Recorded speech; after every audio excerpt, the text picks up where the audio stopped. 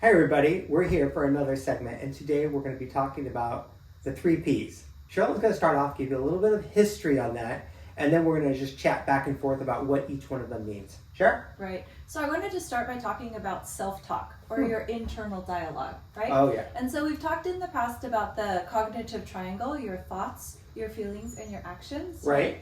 So they're all connected. Right. And they're usually congruent. So if your thoughts are very angry, your feelings are angry, and sometimes it's connected to your behaviors.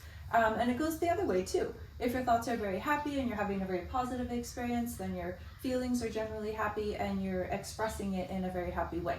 Okay. But a little bit deeper with your thoughts when it's connected to the 3 Ps. Okay. It's helpful to understand that it comes from a lot of different places. So people's thoughts, they're not just from experiences that happened today or last week. Right. Oftentimes, they're ingrained from childhood. That's really important to know because it's not going to change overnight. Okay. But just building that awareness. So sometimes it's just learned. You learn it from your family that when this happens, that we respond like this. Sometimes it happens from trauma. You may have a very adverse experience and there's things that could bring up those thoughts, feelings, behaviors, or actions when those things happen to you. And sometimes it's just the way you're wired. So just wanted to give you a little bit of background. Okay. Some of it's out of your control. You know, you're wired that way, but you do have control to become aware and to begin to shift and change these things. So as I mentioned, it can be a positive response or a negative response. If it's a negative response, those are things that we want to look at and capture and perhaps begin to shift. If you see that it's causing a lot of distress with you Right. know, kind of if you in your internal. So if you're very hard on yourself, or if you're getting depressed, or you know, if you're in person that you're not happy, then we might want to look at your thoughts. Are they possibly impacting your mood? Or if your thoughts are causing distress in your work life. So Right. if they're causing impairment in how you function at work, and then even bigger than that, if you're having a lot of distress in your community and with your extended family or friends, then you're like, maybe there's a problem here, then I need to dig a little deeper and identify. So and we've mentioned, I think that's a pretty good history of it, and then it's going to be really nice. We're going to actually dig in how this applies to the Salesforce ecosystem and your role in the ecosystem, how you can manage these different thoughts that you have, whether they're positive or negative, or how you can try to change those. yeah, and as I've embraced the Salesforce ecosystem, you know, I've had to catch myself as well. Because I'm back to being into academia and school Right. and studying for my admin test. And Yeah. that's how this topic even kind of came up. I'm like, oh, I need to be careful to capture those thoughts. I don't want to have negative self-talk. Not good for me. So the first P is personal. So if Okay. there's something that goes on, you can take things and you could have a personal response. So perhaps you fail a test and you might take it personally. That's happened to a few of us, I imagine, right? Myself. You're in good company. Yeah. I think we've all... I mean, I think that's actually safe, you know, that we all recognize that we all don't just pass the test the first time, right? If you don't, you're okay. You're amongst pretty much everybody else. Right. Yeah. And then it's really important to realize and to watch what happens. So failing a test, most people don't like it, but we want to be mindful of how our mind responds to that. Sometimes people shift into a really destructive pattern and they Okay. take it personally. I'm dumb. I'm never Ooh. going to pass the test. Okay. I'm a loser. So really, really destructive, not helpful things. And in the therapy world, we call these cognitive distortions because you want to look at that thought and challenge it. Is it true? Yeah. Is it true that you're never going to pass? No, right? Yeah. Chances are. But you can fall down that slope really easy because you have so much writing on the test and you are in such shock that you didn't pass it. You're like, oh, should I just give up? I'm not smart enough to be an admin or to pass and be an architect, you know? Yeah. So Yeah. it actually is, you know, pretty prevalent that this kind of happens. Right?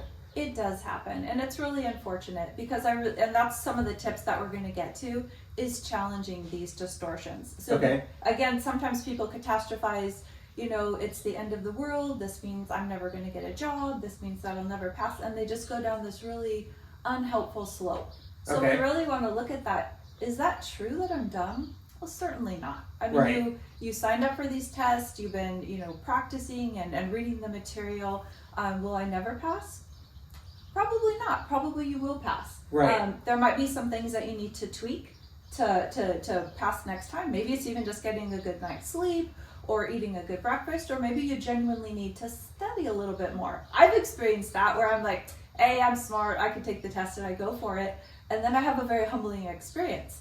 And instead of falling into the pattern of like, oh, I'm done, I'm not going to pass, I had to own it. Oh, you need to study for the test. You can't just wing everything. So that's the first P. Right. And I think we've all experienced it Yeah. to some degree. Yep. Very, very helpful to become mindful of it because it can be really dangerous. Yeah. Another dangerous P is if things become pervasive. So if it's Oh. not just the Salesforce test, if you think, oh, my whole life is terrible. Oh, nobody likes me. Oh, you know, I'm never going to have a job. And so if it begins to spill past that one test Mm-hmm. into your whole life, oh, I'll never have friends or family. Some people they think, oh, I'll never have a relationship, or oh, I'll never get married, or, you know, it really becomes much bigger. And it's really unfortunate because going back to the cognitive triangle, Right. sometimes it's spilled from just one unfortunate thought, a test that you took it personal. Right. I'm dumb, I'm terrible. And then it becomes so personal, pervasive. So then it becomes across all areas of life. You didn't fail one test, now you'll never have a job. And you want to challenge that distortion. That's a distortion is something that your brain believes, Right. which isn't necessarily true. So you want to challenge that. Just because I failed I've one actually test. had a lot of times where I've actually mentored people and they say, yeah, I did pass. I'm never going to get a job at all. And you're like, wait a minute. Look at the population. Like virtually the unemployment rate is what, like 3 to 4%, or right around 4% right now. And all these people are working. They found their place. Just the idea that, oh, you're just never going to be working. You're going to be like the only one out of, you know, billions of people on our planet that's just not working. That just doesn't logically make sense. Of course you're going to find your niche or your fit out there. So that's where, you know, it really makes sense. Is just question some of these thoughts that your brain is trying to tell you. You know, maybe it's wrong. You have to empower your brain to work for you. Right, and to challenge the distortion. And then the last one is so that you take it personable, it's pervasive, it's across all areas of your life. And then the really dangerous one, What's that? it's permanent. Uh-oh. So some people That's not right. some people think that it's always going to be this way. And it's so unfortunate because now you're locked in the triad of it's not going to be fixable, my life is always going to be this way. And that creates a feeling of hopelessness and oftentimes depression. So we really wanted to talk about these. I think that we've all experienced it, a negative thought to some degree or another. Right. And so it's really important to be aware and to challenge it. Because these distortions, most of the times they're not true. So that's one of the tips. When you notice that when you have unfortunate things happen, Right. and that you shift into negative thinking, really encourage you to challenge the thought. So what is the belief that you have in your head, or the thought, does this mean that I'm dumb? I want you to challenge it and say, am I really dumb? Yeah. No. Have you failed the test? Yeah. Yeah. Are Yeah. you dumb? No. No. I'm And okay. guess what? I failed many tests and I'm not dumb.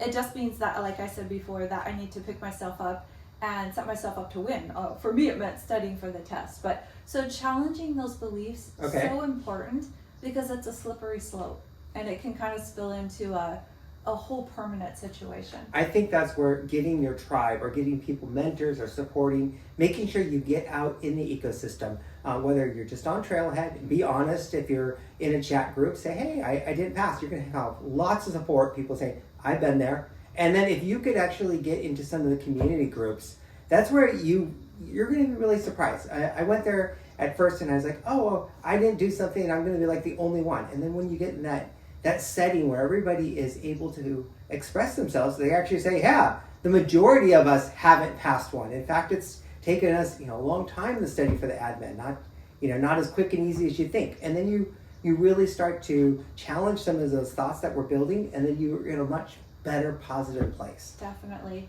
We're wired as human beings to need people. Right. One of our brothers, Gary, has a saying that says people need people. Yeah. And we do need people. And we need people for so many reasons.